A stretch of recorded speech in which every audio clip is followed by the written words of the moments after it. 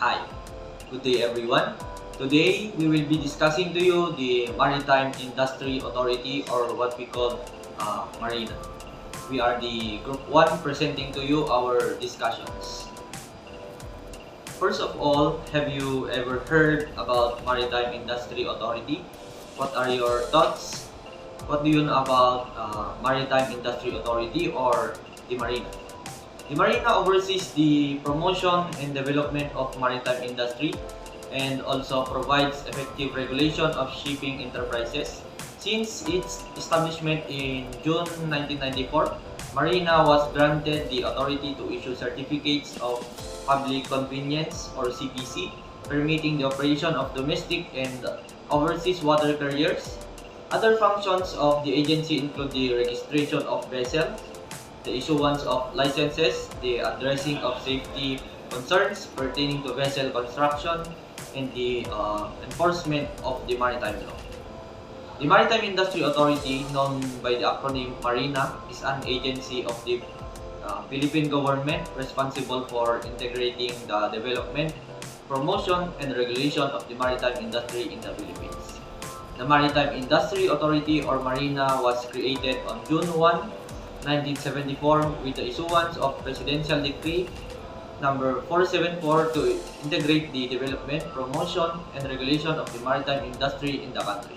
Marina has jurisdiction over the development, promotion, and regulation of all enterprises engaged in the business of designing, constructing, manufacturing, acquiring, operating, supplying, repairing, and or maintaining vessels or component parts thereof, of managing and or operating shipping lines, shipyards, dry docks, marine railways, marine repair ships, shipping and freight forwarding agencies, and similar enterprises.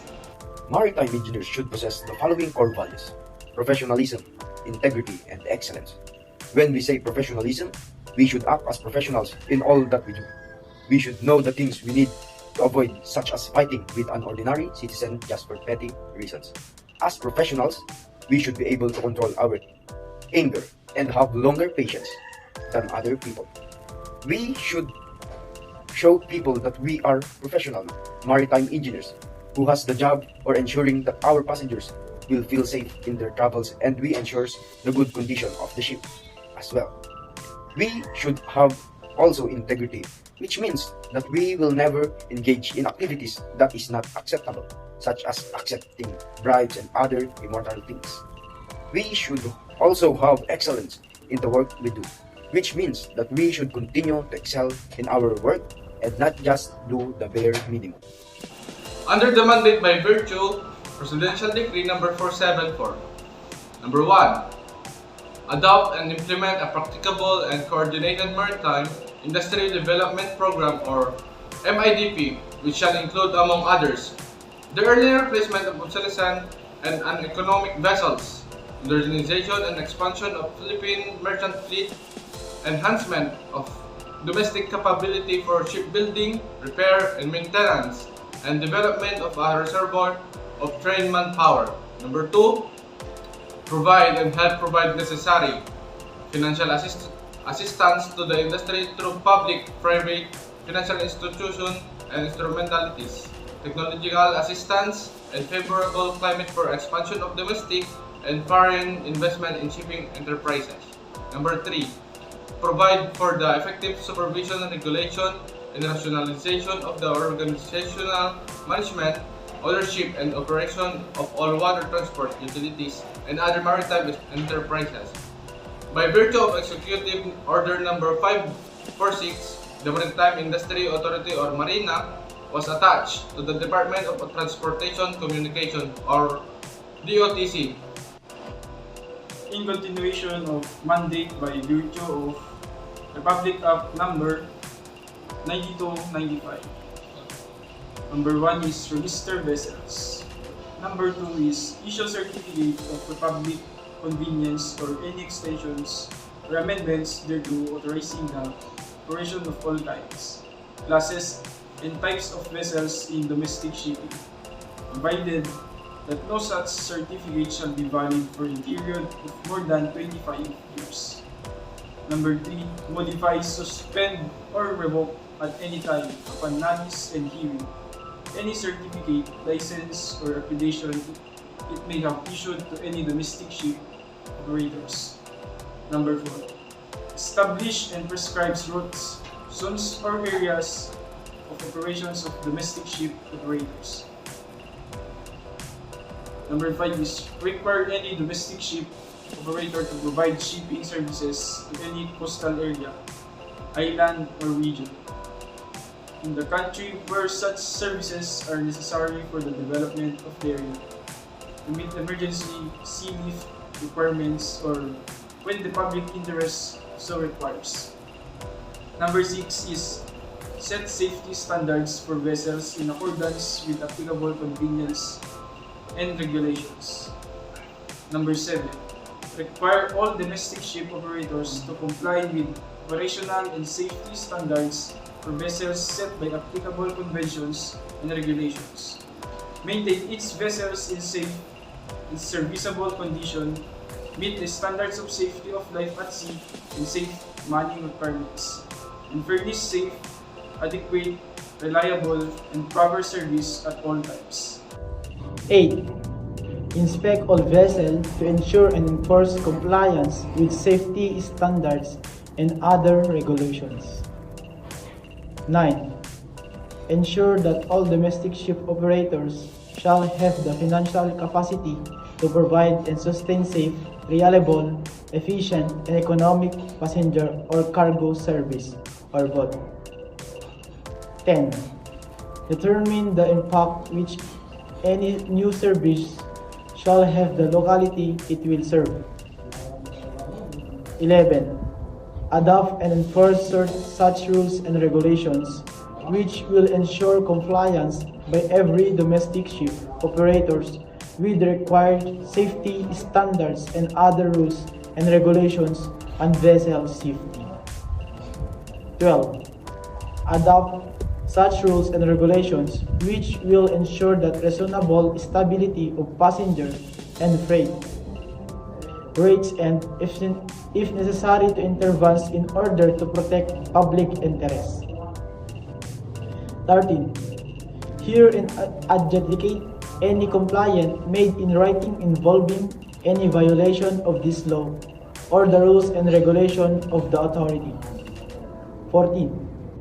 Impose such fines and penalties and including the revocation of license of any domestic ship operator who shall fail to maintain its vessels in safe and serviceable condition, or who shall fail to comply with safety regulations.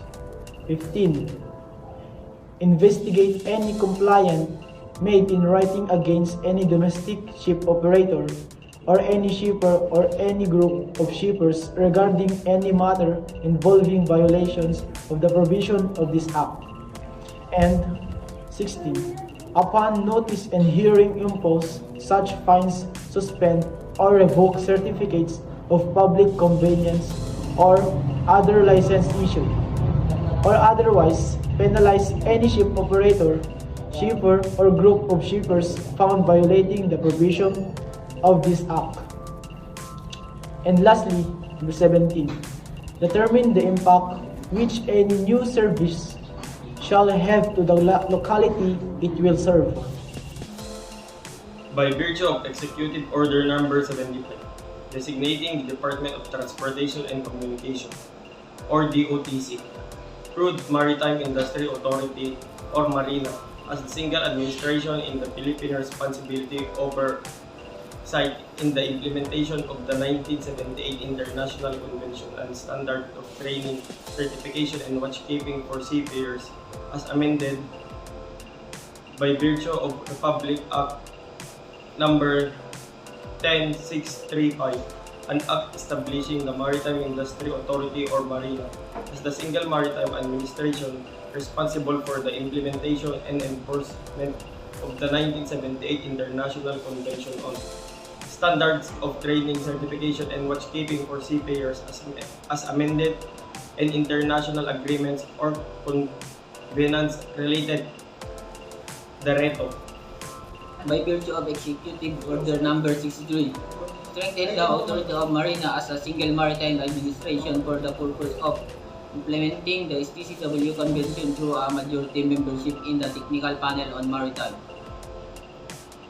Educational TPME and lead role in the evaluation and monitoring of Bachelor of Science in Marine Transportation and Marine Engineering, and the higher educational program with Commission on Higher Education, as well as the establishment of medical standard for issuance of certificate and relevant control process during governing Filipino seafarer with the Department of Health DOH and the Philippine Coast Guard PCCG.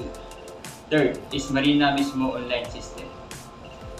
The Maritime Industry Authority is rolling out its latest appointment system called MISMO, or the Marina Integrated Seafarers Management Online System. It will replace the current SCS but packs a better, faster, and more responsive feature. The aim of MISMO is to eradicate the usage of blue form for the application of SIRP, theoretical examination, practical assessment, and COP. It uses SMS messaging for confirmation of your application. Fourth is Manpower Development Service.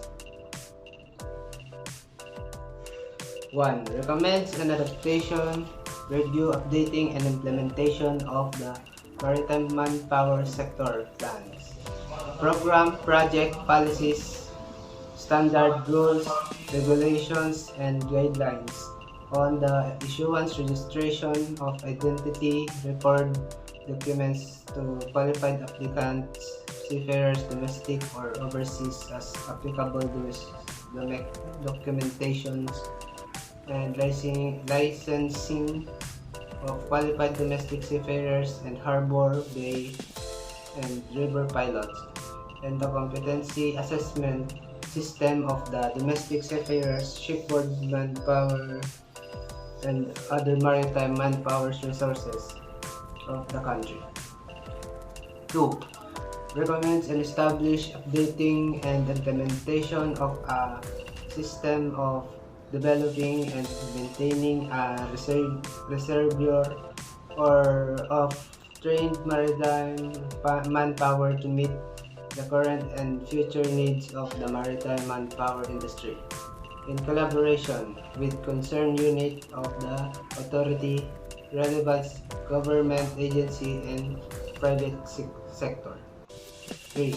Design, develop, and or recommends training program, circular, and response to in compliance with national international law, convention, codes, rules, and regulation, and other development in the maritime manpower sector, and implement, conduct the same as required, applicable to the domestic seafarers, harbor, bay, and river pilots, shipyards, manpower, and other maritime manpower resources of the country. Next, number 4. Evaluates in collaboration with the Higher Commission and Education, or CHED, the Department of Education, or DepEd, and the Technical Education and Skills Development Authority, or TESTA, and in coordination with the concerned units of the authority. The capability of maritime schools and training centers that will contribute the furtherance of the knowledge and skills of the domestic seafarers, shipyard manpower, and other maritime manpower resources of the country. Number 5. Inspects and evaluates periodically in collaboration with CHED, DepEd, and TESDA, and concerned units of the authority that is standards and facilities of maritime schools and training centers, and effectiveness of maritime educational and training programs of government and private schools, and recommends such changes in the curriculum as may be necessary that will contribute to the upgrading of knowledge and skills of the domestic seafarers, shipyard manpower, and other maritime manpower resources. 6. Administer, conduct session examination for harbor, bay, and river pilots and officer of ships engaged in domestic trade below 500 GT and 750 kW, and issues corresponding license. 7. undertakes and insurance and registration based on EO 125 Seafarers Identification and Record Book, Seafarers Identification Book, Domestic Certificate of Competency, Seafarers Identity Document and or other relevant identity record documents to qualified application, seafarers domestic or overseas as applicable pursuant to applicable national international laws, convention to codes and existing marina circulars, rules and regulation. 8. Assist in formulation of plans and makes necessary arrangement for the implementation of apprenticeship programs for the domestic seafarer, harbor, bay, and river pilot shipyard, manpower and other maritime manpower, resources of our country in coordination with ship owners, operators, maritime schools and training centers, shipyards and other relevant maritime industry provides, and foreign local government agencies, organizations. Next, number 9. Conducts or participates in the conduct of public consultation in coordination with the marina units, relevant government agencies, private sector and association, and other entities involved in the maritime manpower sector regarding issues, problems, compliance, proposed laws, programs, policies, rules, regulation, and guidelines, and in relation to briefing orientation on newly approved instances. Number 10. Recommends the development and maintenance of the comprehensive database for Filipino seafarers, harbor, bay, and river pilots, shipyard manpower, other maritime manpower resources of the country, and system and procedures to further improve the work, productivity, and efficiency in public service. In coordination with the MISS. 11. Identifies external and internal information that will serve inputs to discharge or function relating to the issuance, registration of identity record, of documents of qualified application seafarers, domestic or overseas as applicable. Number 12. Prepares, responds, replies to inquiries relating to the discharge of regulatory, supervisory, and promotional, developmental function over Filipino seafarers and harbor, bay, and river, pilots, shipyard manpower, and other maritime manpower resources of the country. Number 13. Undertakes preparation of position, information, discussion, papers on matters, issues relating to the discharge of regulatory, supervisory, and promotional, development function over Filipino seafarers and harbor, bay, and river pilots, shipyard manpower, and other maritime manpower sources of the country. Number 14. Represent the authority in international maritime conferences, meetings, and negotiations as may be assigned by higher authorities.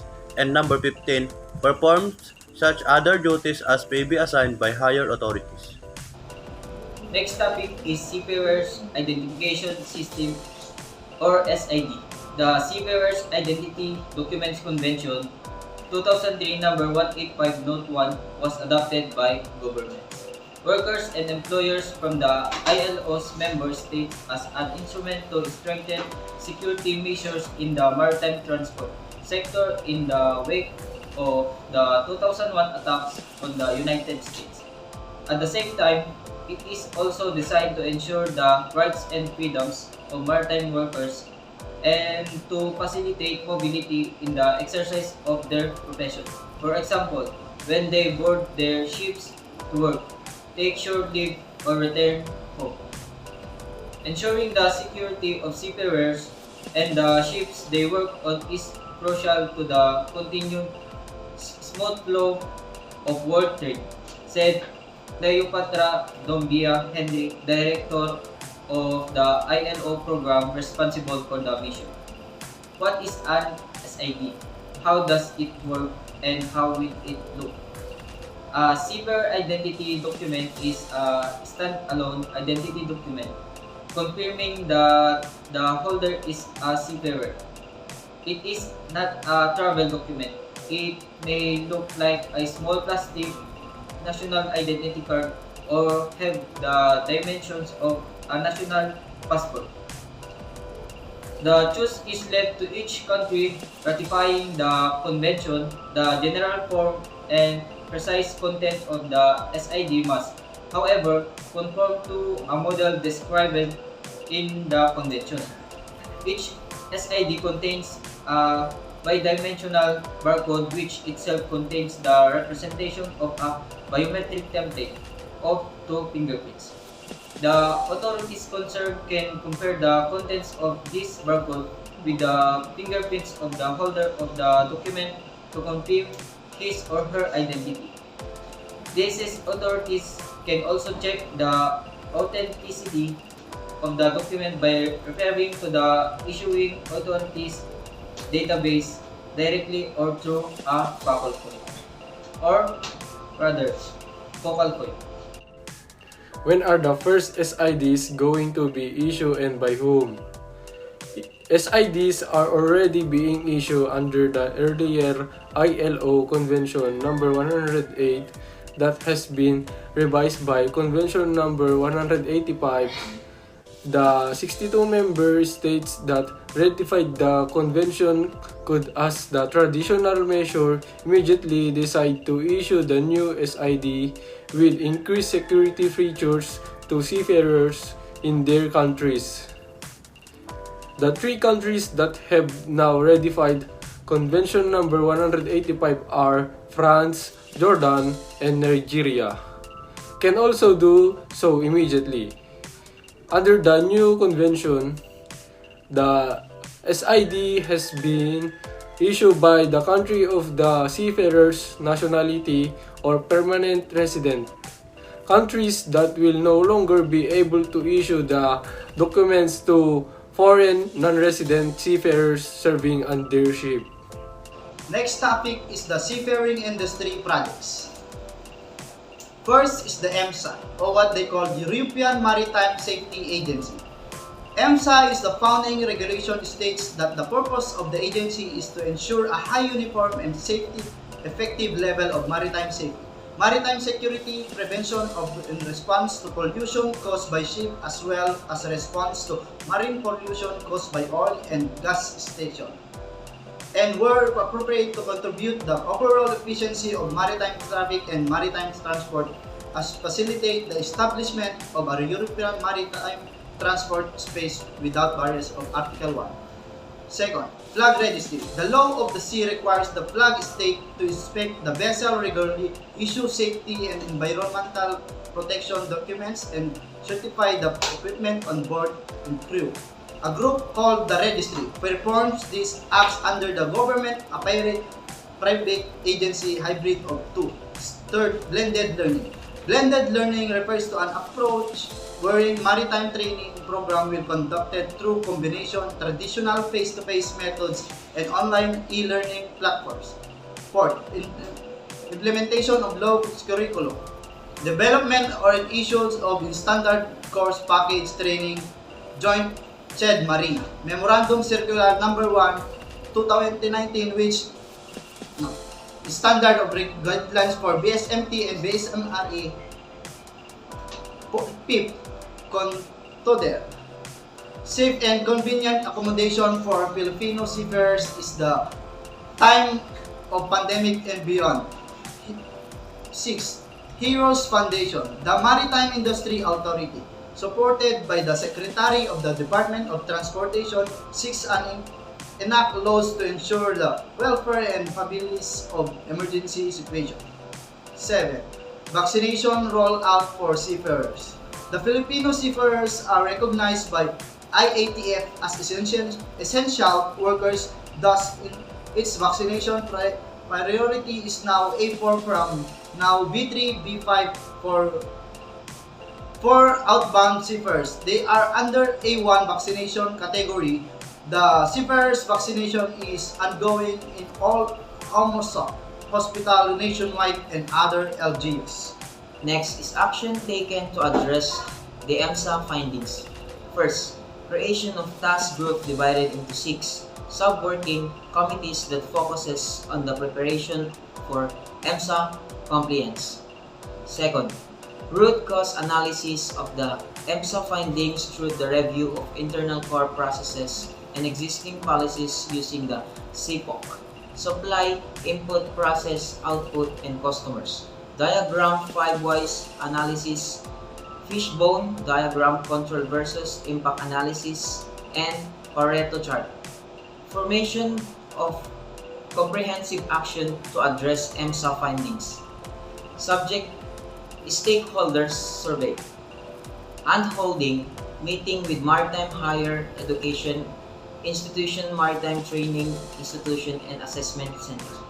As can be gleaned from the measures implemented and actions taken, the Marina, together with all maritime stakeholders, is doing its best to fully address the EMSA inspection findings. With the whole of the government approach, from the Office of the President to all the concerned departments and agencies, we shall comply as one. We would like to assure everyone that we shall do everything within our powers to maintain the recognition of STCW certificates issued by the Philippines through the concerted efforts of the government and the cooperation of all key players in the maritime sectors. May these accomplishments dispel all your worries and anxieties, and may these assurances propel the confidence of everyone to do our part and pitch in our share to sustain our compliance with the STCW Convention 1978 as amended. Next topic is the Philippine Registry. They will provide for the establishment of Philippine Ship Registry or Registry, through which the state of confers nationality exercise in jurisdiction, protect and enforce private rights, and undertake the national and international responsibilities of the flag state over all ships flying the Philippine flag. The registry is the comprise of the registry of the ship and the record of the ship, mortgage, and encumbrances. It shall be maintained by the Maritime Industry Authority or Marina, accordance in which provision of the Act and the rules and the regulation that may be issued pursuant to it. The proposal states that there shall be one registry for the all domestic and international flag vessel. In continuation to Philippine Registry, any ship registered under the Philippine Registry shall be entitled to the following: A. Conferment of the nationality and status of the Philippine flag. B. Entitlement to the protection of Philippine flag. C. Entitlement to the right to invoke the diplomatic, consular, and naval protection of Philippine authorities. D. Imposition of duty to fly the Philippine flag. E. Obligation to abide by all the applicable laws, decrees, orders, rules, and regulations of the Philippines. F. Entitlement to the privilege to engage consistently with the limitation provided by law in Philippine coastwise trade in accordance with corollary permits, certificates, and franchises that may be issued to vessel. And G.